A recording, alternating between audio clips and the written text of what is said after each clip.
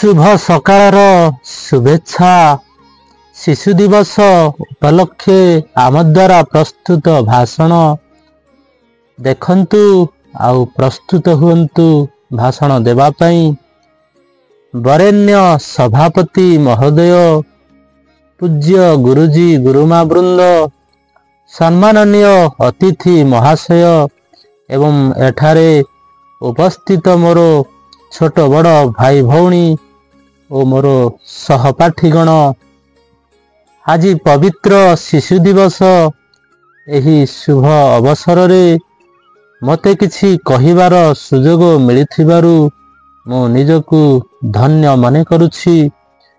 स्वाधीन भारतर प्रथम प्रधानमंत्री पंडित जवाहरलाल नेहरू जे कि शिशु मानकर अति प्रिय चाचा नेहरूंकर जन्म 1899 नवेम्बर मास 14 तारिख रे अल्लाहाबाद ठारे होइथिला।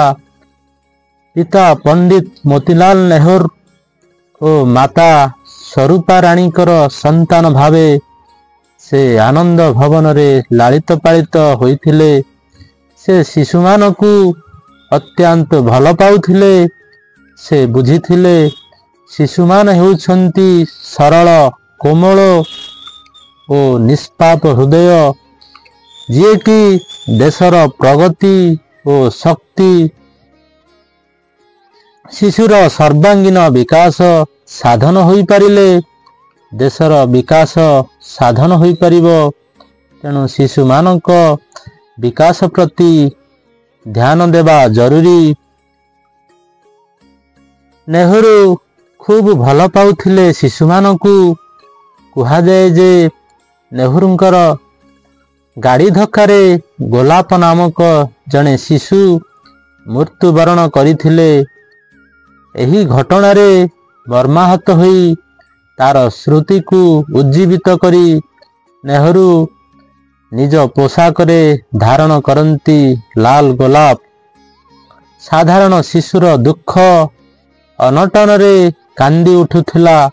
तांकर आत्मा निज जन्मदिनर मधुरता को भारतीय शिशु मानक दिवस रे अनुभव करिबाकू पसंद करिथिले। सेथिपाई सबु वर्ष नवेम्बर 14 तारिख शिशु मानक दिवस पालन करा जाउछि। नेहरूंकर भाषा रे आगरे पड़िछि पथ बहुदूर आहुरी केते जे बाकी चालिबी चालिबी न पड़िबी थकी मुदिबा आगरु आखि। एतिकी कही मु मोर वक्तव्य शेष करुछि। जय हिंद